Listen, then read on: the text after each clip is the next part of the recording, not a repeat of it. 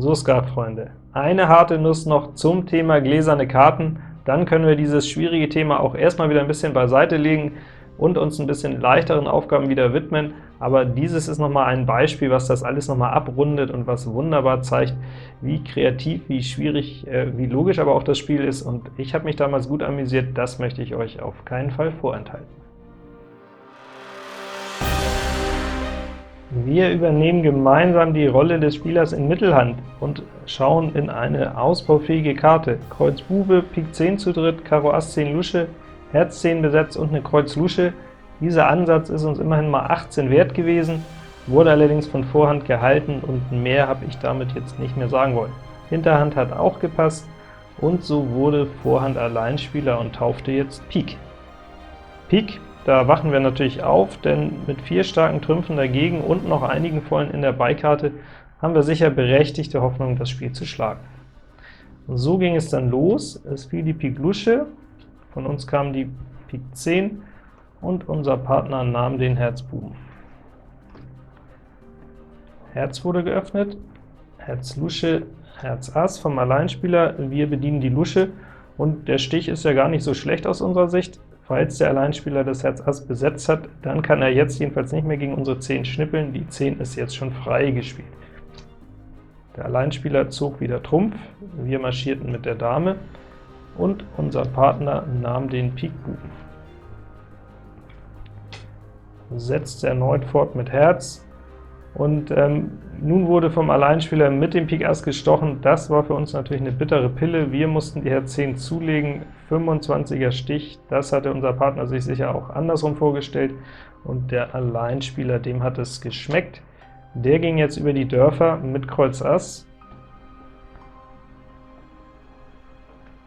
bedient, und er setzte nach mit der Kreuz 10. Und jetzt waren wir hier wieder dran, im Prinzip das erste Mal, dass wir wirklich richtungweise eine Entscheidung treffen konnten. Bisher haben wir immer nur so mit bedient, und ich gebe euch mal den Tipp, hier ist tatsächlich die entscheidende Stelle. Hier könnt ihr jetzt mal drüber nachdenken, mit dem Material, mit dem Werkzeug, das ich euch schon an die Hand gegeben habe. Wie solltet ihr mit diesem Stich umgehen, wie solltet ihr fortsetzen und warum?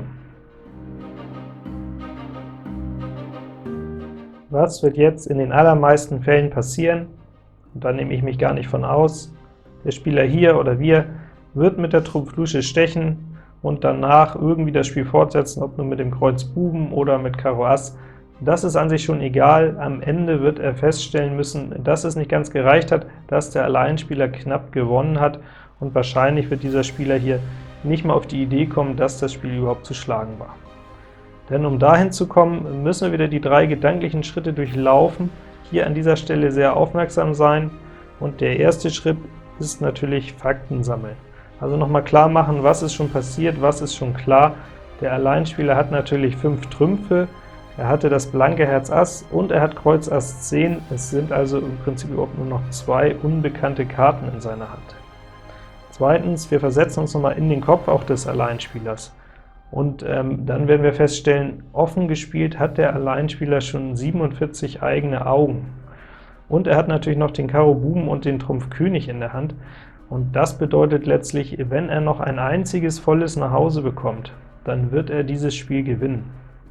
Und das führt uns dann letztlich zu Schritt Nummer 3, Konsequenzanalyse. Wir müssen also erstens verhindern, dass der Alleinspieler überhaupt noch ein einziges volles nach Hause bekommt.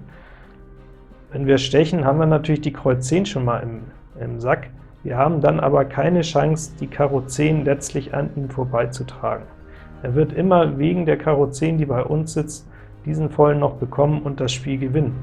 Und deswegen müssen wir den Schritt darüber hinaus denken, und wir müssen ja sowieso erstmal hoffen, dass der Alleinspieler nicht 4 Kreuzen an der Seite hat. Wenn er das Herz Ass blank und 4 Kreuzen als Beikarte hat und wir gar keinen Stich mehr machen in der Beikarte, dann werden wir sowieso nicht gewinnen.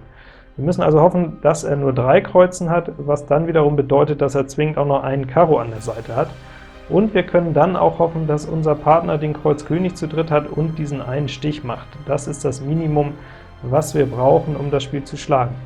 Wenn wir soweit allerdings sind, dann haben wir jetzt die Zutaten zusammen, die es braucht, um so zu spielen, dass der Alleinspieler keinen einzigen vollen mehr bekommt. und das sieht dann so aus. Die Kreuz 10 wird mit dem Kreuz Buben festgehalten, von unserem Partner wird bedient, und solange hier die Lusche oder der König liegt, ist unser Plan auch noch intakt, kann er noch hinhauen, denn so lange kann es gut sein, dass unser Partner noch einen Stich in Kreuz macht. Jetzt ziehen wir natürlich das Karo Ass, denn wir gehen ja davon aus, dass der Alleinspieler ein Karo an der Seite hat. Wir müssen im Siegsinne davon ausgehen, dass die Karte so sitzt. Und auch nicht uninteressant ist übrigens, dass unser Partner hier ein Bild mit hinzulegt. Sollte der Alleinspieler beide Karo-Bilder gedrückt haben, dann wird es für uns nicht reichen. So sind wir weiterhin auf Kurs, und jetzt kommt, sage ich mal, der finale Clou in unserem Vortrag. Um die Karo 10 zu retten, um die Karo 10 auf den Stich von unserem Partner zu versenken, kommt jetzt der Rückschub mit Trumpf. Unser Partner wird abwerfen, der Alleinspieler muss übernehmen und muss jetzt selber in diesem oder im letzten Stich noch mit seiner Kreuzfaulen antreten. Da geht dann die Karo 10 rein, und unser Partner macht den Stich, macht den Sack zu, genau auf 60, also ein spektakulärer und herrlicher Spielverlauf. Selbst wenn der Alleinspieler jetzt an dieser Stelle tatsächlich, wie alle erwarten, ein zweites Karo in der Hand hätte, dann hätten wir unsere 10 hier auch nach Hause bekommen. So aber haben wir so gespielt, dass wir wirklich alle noch denkbaren Siegwege abgedeckt haben, und im letzten Stich kann der Alleinspieler hier noch diese 5 Augen mitnehmen. Das nützt ihm alles nichts mehr. Wir haben wirklich ein sehr gutes Spiel mit einem ganz besonders guten Vortrag umgebogen. Ich musste damals schon sehr schmunzeln, als ich über die Aufgabe nachgedacht habe, denn es gibt natürlich noch eine ganz kuriose Situation, in die wir auch reinlaufen können. Wir stechen also mit dem Kreuz Buben nach reiflicher Überlegung, das ist der beste Zug, und nun hat tatsächlich mal unser Partner nur noch die letzte Kreuz Lusche, und der Alleinspieler hatte 4 Kreuzen und das Herz Ass an der Seite. Dann wird er jetzt unser Karo Ass stechen und hat Rest, und wir haben tatsächlich erst 29 Augen. Und das ist der Moment, wo ich dann gerne mal dabei wäre, wie ihr eurem Partner erklärt, warum wir denn hier unbedingt Schneider werden mussten, was ihr da wieder für einen super genialen Zug ausgepackt habt. Das sind also die kleinen Tücken, wie erkläre ich es meinem Partner, aber das soll uns ja nicht davon abhalten, uns immer auf die Suche zu begeben, nach dem besten Zug immer die 60 anzugreifen, und ab und an wird das ja auch dann mal funktionieren. Dann sind wir schon wieder am Ende. Ich hoffe, der Vortrag hat gereicht, um euch zu überzeugen, diesem Kanal jetzt und hier ein Abo zu geben. Ja, tut's endlich! Und wenn ihr es schon getan habt, dann dürft ihr das Ganze natürlich gerne teilen, und ihr dürft den Daumen heben. Ihr dürft mich weiterempfehlen, oder ihr lasst es auch bleiben. Ich freue mich jedenfalls, wenn ihr nächste Woche wieder dabei seid, und bis dahin, gut Blatt!